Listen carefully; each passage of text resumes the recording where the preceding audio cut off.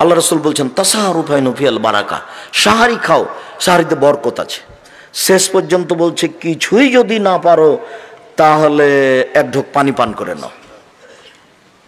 সাহারি খেতে হবে, সাহারি ছাড়া সিয়াম হয়ে যাবে, সাহারি ছাড়া সিয়াম হয়ে যাবে, কোনো সমস্যা নেই।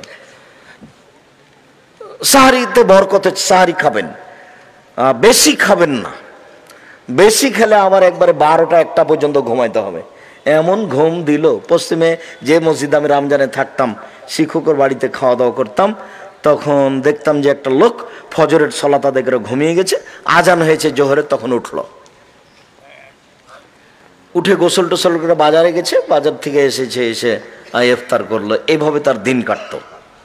তো বেশি খেলে ঘুমাতে হবে, সন্ধ্যা রাত্রে একটু খেলেন, আর ভোর রাত্রে অল্প খেতে হবে। কলা, দুধ, ভাত, কলা